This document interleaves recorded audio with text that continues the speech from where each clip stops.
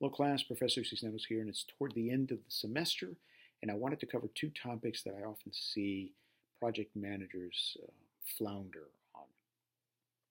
So the first one is giving presentations, PowerPoint presentations specifically, and speaking before a large audience, and sometimes any sized audience, can be very intimidating. It can be rather frightening, and so as a PM, as an associate director, you're going to be doing this more than a fair amount, depending on the type of study you're on and whatnot. But it is very important to have the skills and be able to know how to do this.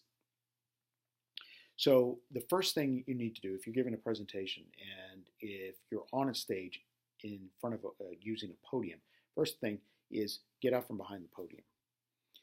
You want people to be able to see you. If you're just standing behind the podium, it'll look like you're hiding, and it's not very engaging. Get out from behind the podium.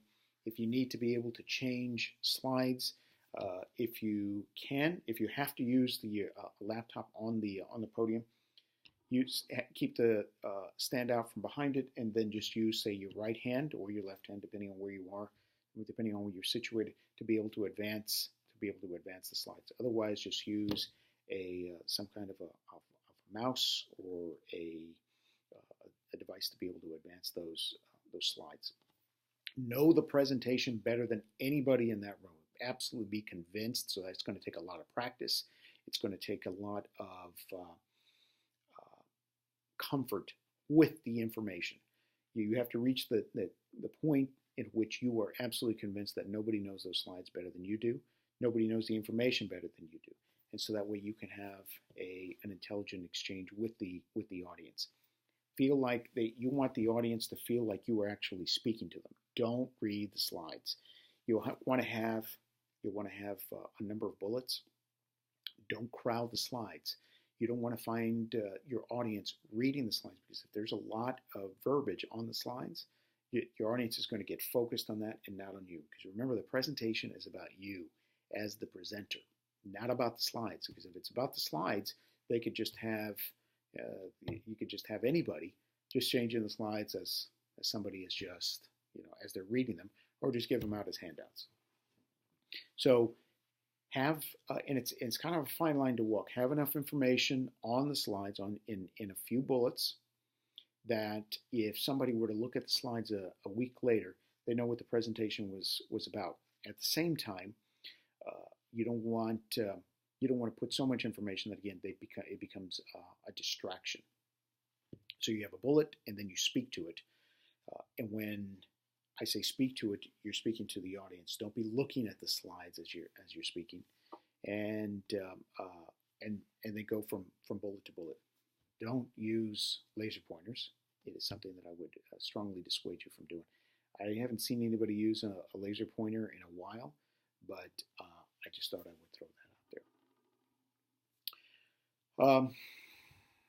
Don't, as far as there's a lot of information on how to put together a good professional slide deck together, PowerPoint slide deck. A few points is I would not use, if you're doing when you're doing your transitions, I would not have effects where stuff dissolves or flies in, flies out. A lot of graphics, anything that flashes, things like that. It's just simply not appropriate. It's very distracting. Again, you want people focused on the information. You want people focused on you, and not on the slide deck itself. So look up how to give a good presentation. TED Talks can also give you a lot of information. Watching people, how they act on stage, what they're doing on stage. It's only, I believe, the TED Talks are 7 minutes long, and it can give you a good indication of what to emulate. When you see somebody that is incredibly impressive, what makes them impressive, and you can look at the same time, learn just about as much from watching somebody that you don't find as engaging, and what are they doing, and those are the aspects of their presentation that you don't want to be emulating. So if you do that, you practice, you know that information, you'll do well. Second topic that I want to discuss is are the meetings themselves. As a PM, you'll be going to a lot of investigator meetings. You may be going to conferences and doing a lot of socializing. It's at times it can be a very important part of the job. And I have seen this far more times than I wish to think about, where people forget that they quite frankly, when you're at a conference, you're still on the job, even well past the end of the conferences and whatnot. When you're there with colleagues, you're still on the job, and you need to maintain your professionalism. And what I'm referring to is don't drink too much. I've seen too many people drink to the point of where they begin to lose their professionalism. They do things they wish they hadn't, and sometimes I've seen people get sent home. I've seen people being fired. I've seen people damage their careers. So I would strongly advise you to remember where you're at and what you're doing. Another part of it is oftentimes with these multi-day meetings that you have people that after the meeting and after it's many people start to go back to their hotel rooms, you'll have a group that want to go out, especially if you're someplace rather cool. If you're, I don't know, if you're in New York, if you're in Barcelona, someplace where that you don't get out to very often. It's all right to go see the sights. Don't stay out late. Don't stay out late, and please control your drinking again. Because the next day, even if you think you can handle it, I've seen people who come back to the meeting next morning. They're either smelling like alcohol because they are sweating it out. They look like they were out a good portion of the night.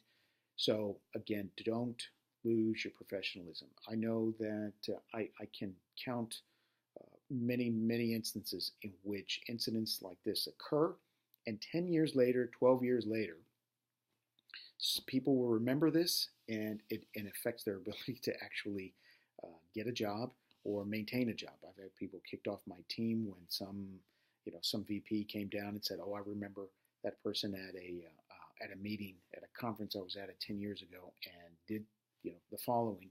I don't want them on my team. I don't want them on your team." And I've actually been removed from the team. I've seen people being denied jobs because of something that happened, and just be aware that these things happen and they stay with you a long time. So keep your professionalism and maintain your career. If you ever have any questions, feel free to reach out to me on LinkedIn. I'm always happy to help. With that,